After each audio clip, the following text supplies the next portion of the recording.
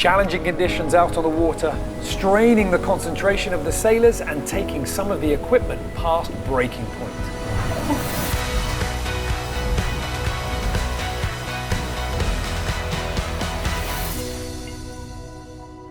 Welcome to the Ocean Race Show, where we have less than 48 hours before we find out which of our teams are going to be crossing that finish line in Newport in first place.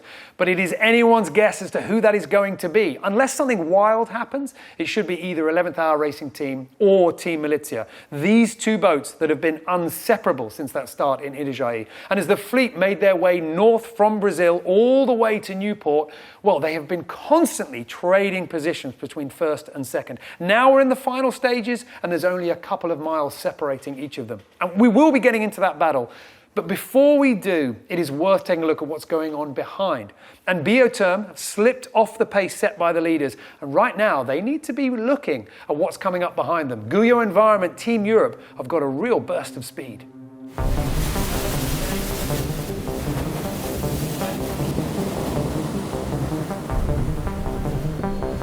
The European team had been slowly recovering the miles they had lost while fixing their foil system, and now they had a real decision to make: when to peel and change to a new sail. The question is when we have to do the peeling, because we are close to be completely done with, and we have a maneuver tonight, a jibe, to go in Newport. So we have to choose the right sail to go faster as possible in Newport. So we have the choice. We have 8 sail on board, so we have to choose the right sail. I don't know the A3 well enough to say, I mean, theoretically it should be a fast sail, but I don't know if that's the case or not. But some say it's better to be inside. If it's better to be inside, it's A2, so no compromise, because we will not lose the time to change. But I understand A2 if it drops 15, 14 knots. At the moment, I don't think it's the right sail, personally. But for sure, it's always a question, a compromise question. You can't choose the good sail for this moment. You have to think about the future. What could be the good sail in the future? To keep your energy and to make more gain.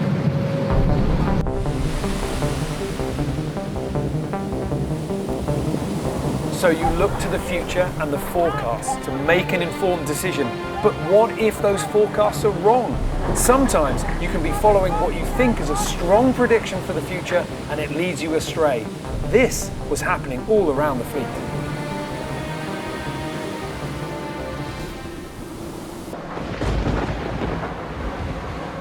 To come from, let's say,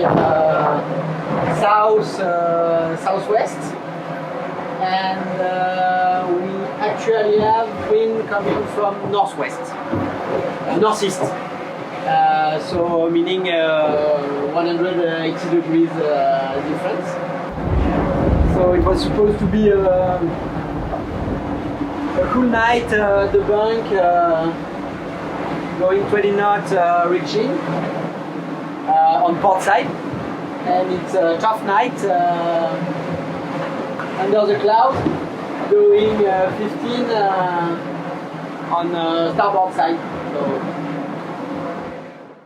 And this is why, even with all the amazing advancements in navigational software and the high-tech computer systems on board, you still need an experienced navigator, an intelligent mind to make those final decisions. And the navigators are incredibly well skilled at spotting those disagreements in the weather models to try and find out where the uncertainty lies. But that might not necessarily lead you to something which is certain. Sometimes you've got to make a decision based on nothing more than just an educated guess. And 300 miles behind Team Malizia, Guyot Environment Team Europe had made their decision.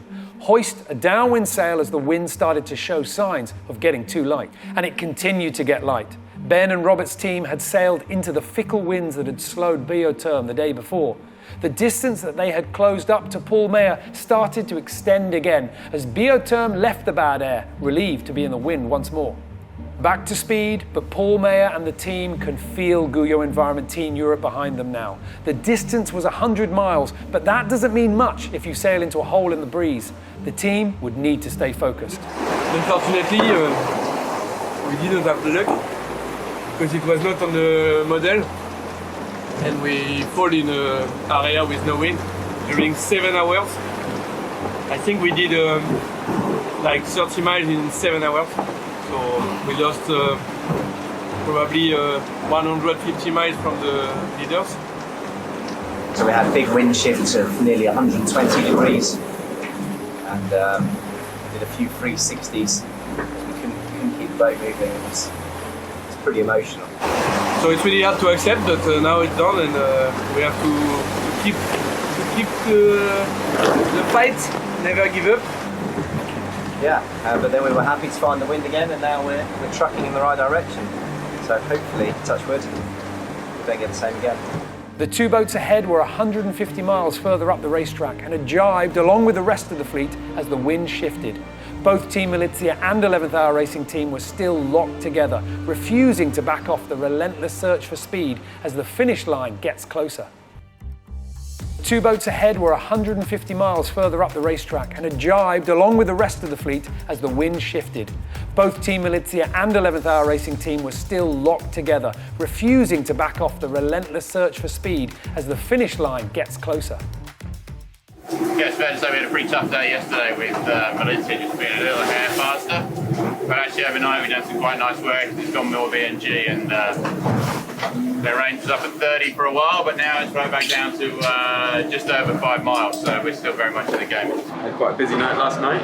There was a lot of lighting, a lot of activity, and a front to pass through as well. And the wind was absolutely everywhere.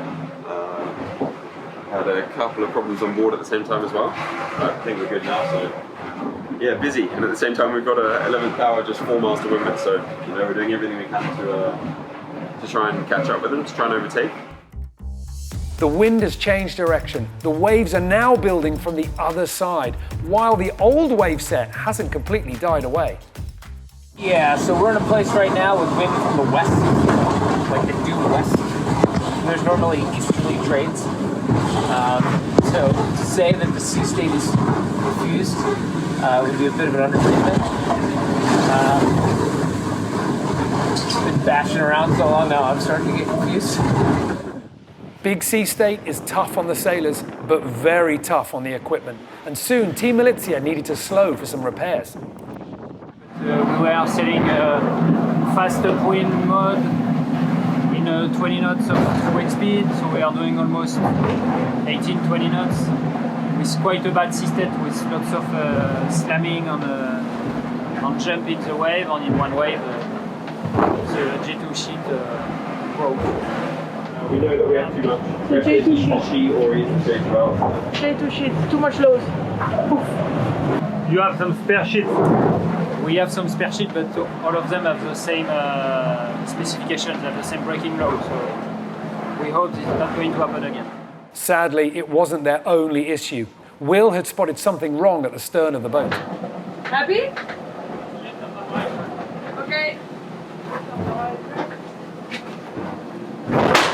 Let's snap the line on the hydro. Huh? I don't know. Do we not have the fuse in it? Yeah. There's no fuse on the hydro. There is no fuse. This is the fuse at the front. You have to convince the fuse when we use it. Two quick things here. The line that Will is referring to is the line that pulls the hydro generator down into the water and then holds it there. The fuse that he's talking about isn't an electrical one. It's a system that you attach that line to so that it will break under load. If you're sailing along on your boat with a hydro generator down and you hit some rubbish that's floating on the surface, if you just secured the hydro generator down, then once the hydro generator strikes something solid, either the line is going to break or worse, you're going to damage the generator itself. So we use an automatic release system that when it feels a certain amount of load on that line, it will release and let the generator spring up. The problem is, if you forget to use that system and you just secure it, then you're running the risk of damaging the line or worse, breaking the generator. Okay, but now we're lifting it up, no? Yeah. Yeah, but the line's broken. Release this plate. Oh. The rudder is down? Yeah. It's up or not? I just fine. We ripped through the carbon and we've lost the blade as well.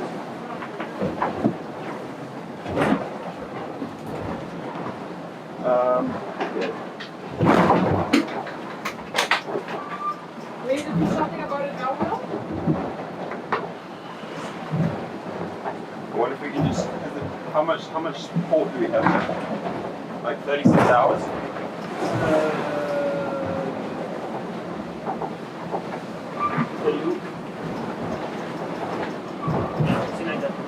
Yeah, the blade's missing as well, and we haven't got a spare blade. I'm sorry?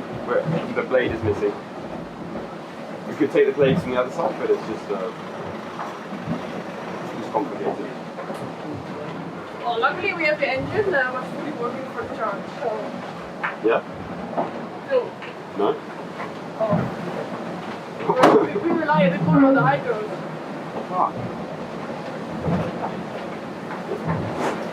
What's getting Will stressed at this point is running the risk of not being able to generate enough electrical power to use all those complicated systems on the boat. Those systems that have put Team Malizia at the front in stages of this leg, and right now is keeping them level pegging with the 11th Hour Racing Team. This is a stress that they do not need when the race is this close. Okay, let's, we can just carry on sailing for now. Let's switch some things off. So while Will decides what system they can switch off to save electrical energy, the race continues. And the battle for the lead might be influenced by one team not being able to use all their complicated data systems simply because a misstep meant an unfused line and now a broken fin and one less option to charge the batteries. Boat issues for Team Malizia, and you cannot help but feel sorry for the team when the issues come at this point in the race when it is so close. But the problems are small, and they're certainly still racing. It's a very different story for Team Holcim PRB, who after having broken their mast are now in a race to rejoin the action in Newport. We caught up with Abby Ehler, part of the crew who's heading there to the American city to get on board the boat when it is refloated again with its new mast. And I began by asking her what it was like watching all the action from the shoreside. Yeah, this leg has been extremely tight between 11th Hour Racing and Malizia, and it kind of reminds me of the previous legs. You know, leg one, we saw a bit of a dogfight at the finish. Leg two was a real sort of mix-up of finishers. And even leg three, where Malizia and ourselves had that tight match race about 3 days out, and you could have put your money on either boat to win that leg. When I tap in and see, you know, the two boats are overlaid on the tracker, and it's always hard to see who's in the lead immediately, and having to dig into the news to see what's going on board. I mean, the pressure both boats must be feeling. I think 11th Hour especially, they are so hungry for a win, and I think, you know, going into this race, they were by far the best prepared boat in terms of time on the water, and I think the disappointment amongst that team is showing, and I feel for them so much because they will just want this win so badly. Just looking ahead to conditions, there's a lot of breeze due in on a system tomorrow. I think they're looking at about 40 knots. Which potentially favours Malizia in the heavier breeze. Newport is a difficult place to sail into. There's a lot of weather systems, Gulf Stream, a lot of fog and wind shear, and it's a difficult place. And I think Charlie described it in one of his interviews this morning. It's a complete dog's breakfast of weather coming up. Abby Ehler from Team Holcim PRB, well on their way to rejoin the action, but they have missed one incredible fight. And not just in front. In fourth, Guyo Environment Team Europe was in building breeze. But sadly, that meant another sail change, this time in very rough conditions.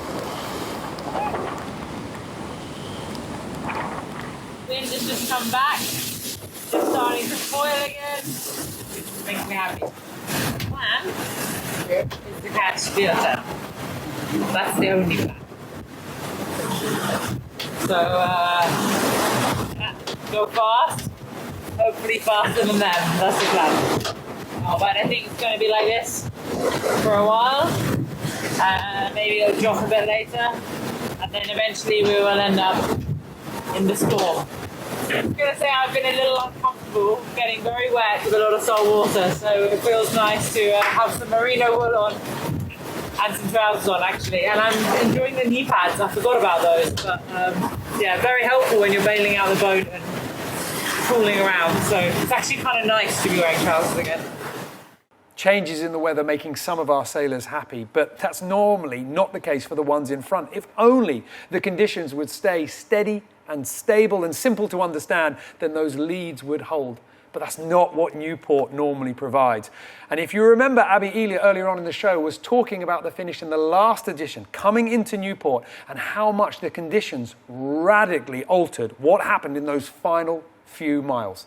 I'll let the skippers from Team Brunel and Mafre pick up the story. Well, I remember that leg like a crazy leg, really, into Newport. And after a very good stopover in Italia, we went full on for this leg. Exiting the Gulf Stream, I think we were 120 miles ahead of Mafre.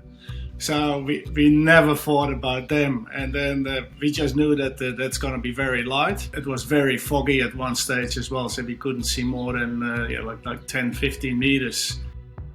This is a classic scenario where you have nothing to lose because we were coming from behind. We just knew it. We had 6 hours of current against us. And there was an option actually to shorten the course. And we thought, well, hopefully they're going to shorten like 2 or 3 miles before the original finish. But of course, there was nothing sent out, so we had to battle all the way.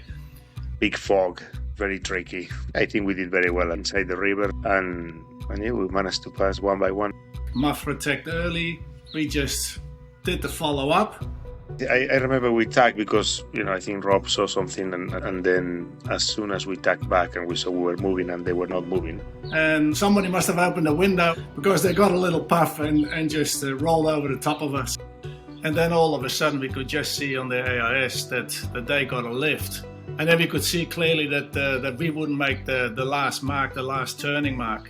So we had to do a tack, and once we did the tack, we were more or less aiming to their stern. So there we knew already it's game over. We realized that was for us, which was a very pleasant surprise.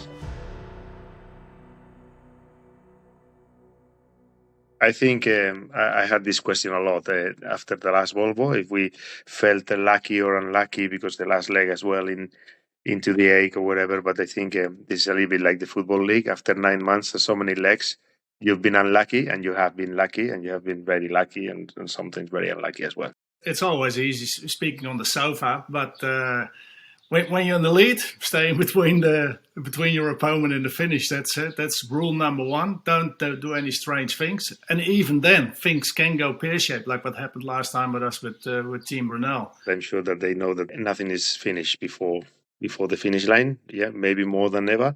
I think, as you say, some is too far behind, but still time for everything. Still time for everything, and it's very tricky, Newport. A very memorable finish into Newport during the last edition with so much decided on that final mile. But perhaps we're going to see something similar this time around as well. Some of our teams are certainly hoping so. Guyot Environment Team Europe right now, still with some miles to climb up, and they've positioned themselves out in the northeast, hoping that they've understood the weather forecast a little bit better than their nearest rivals, Bioterm, further to the south.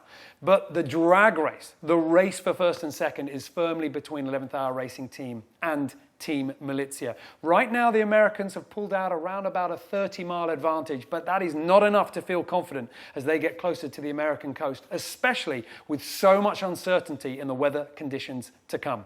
Now, the estimated arrival time for our teams is somewhere between Wednesday afternoon, Wednesday evening, but we will have to wait and see exactly when that's going to be, who's got those final moves right, and who it is that's going to take the maximum points from this leg.